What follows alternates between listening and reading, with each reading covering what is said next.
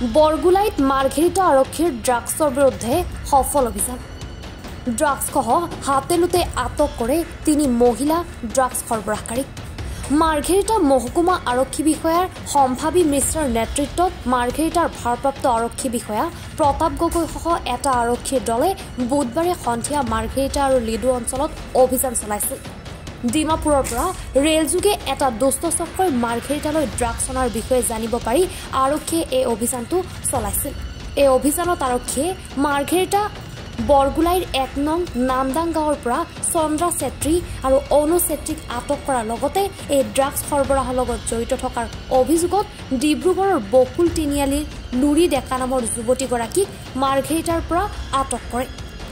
উক্ত ড্ৰাগছ সৰবৰাহকাৰী কেইটাৰ জিম্মাৰ পৰা আৰক্ষীয়ে 11.23 গ্ৰাম ড্ৰাগছ জব্দ কৰিবলৈ সক্ষম হয়। ড্ৰাগছখিনি ডিমাপুৰৰ পৰা আনিছিল বুলি জানিব পৰা গৈছে। আমাৰ স্পেচিফিক ইনপুট আছিল।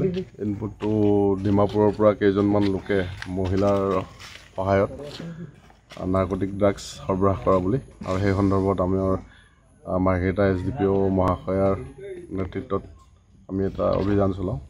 তেখেতৰ ইনফৰমেশ্যন আছিলে আৰু ইনফৰমেশ্যনত আমি মাৰ্ঘেৰিটাত এজন যুৱক আটক কৰিবলৈ সক্ষম হওঁ আৰু তেখেতৰ ষ্টেটমেণ্টৰ ভিত্তিত এগৰাকী লেডি, তেওঁৰ নামটো কি আছিলে? তেওঁৰ নামটো লৰি ডেকা নামৰ মহিলাগৰাকীক আটক কৰোঁ আৰু তেখেতে দেখাই দিয়া মতে আমাৰ লিডুৰ নামদাং বাঁহবাৰী গাঁৱৰ পদুম চেত্ৰী আৰু প্ৰদীপ চেত্ৰীৰ ঘৰত তালাচী চলাই 11.32 গ্ৰামছ ড্ৰাগছ জব্দ কৰিবলৈ সক্ষম হৈছোঁ।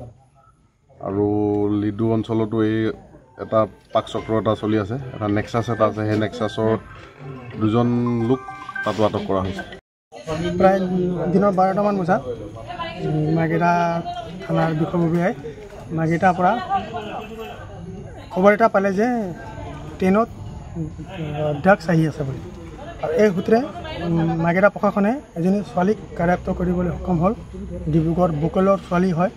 আৰু তেওঁ সোধা পোছা কৰোঁতে মাৰ্ঘেৰিটা আৰক্ষীয়ে বৰগুলাই জমতা বস্তিত পদুম চেত্ৰী আৰু প্ৰদীপ চেত্ৰীৰ ঘৰত যেতিয়া অভিযানটো চলালে, অভিযান চলাওঁতে ইয়াতে 11.7 গ্ৰাম ড্ৰাগছ পোৱা গৈছে। আৰু এতিয়াও ইনভেষ্টিগেশ্যন চলি আছে মাৰ্ঘেৰিটা প্ৰশাসন দ্বাৰা। আৰু মাৰ্ঘেৰিটা সমষ্টিৰ এজন মই যুৱ প্ৰতিনিধি হিচাপে যুৱ সমাজৰ প্ৰতিনিধি কৰোঁ, যিহেতু মই ধন্যবাদ দিব বিচাৰোঁ মাৰ্ঘেৰিটা আৰক্ষী প্ৰশাসনক আৰু বিশেষকৈ মাৰ্ঘেৰিটা থানাৰ আমাৰ OC ছাৰ প্ৰতাপ গগৈ ছাৰৰ নেতৃত্বত যোৱা 2 বছৰ ধৰি যেনেকুৱা ড্ৰাগছৰ বিৰুদ্ধে অভিযানটো চলাই আছে তেওঁ। আৰু আমি সঁচা অৰ্থত ক'ব গ'লে যুৱ প্ৰজন্ম অত্যন্ত সুখী হৈছোঁ তেওঁ এই পদক্ষেপত লৈ। আৰু আমি লগতেও এটা অনুৰোধ আৰু কোনো প্ৰশাসনক যাতে এই অভিযানটো আৰু তীব্ৰতৰ কৰিবলৈ, যাতে এনেকুৱা সমাজত এনেকুৱা দুষ্কৃতিকাৰী, এনেকুৱা সমাজ বিৰোধী মানুহক যাতে প্ৰশাসনে কাৰ্যাপ্ত কৰি আমাৰ সমাজখন সুন্দৰ সমাজখন এখন বনাবলৈ আমাক সহায় কৰে। ধন্যবাদ। লিডুৰ পৰা প্ৰভাত বৰাৰ ৰিপৰ্ট, এনি ভাৰত 24।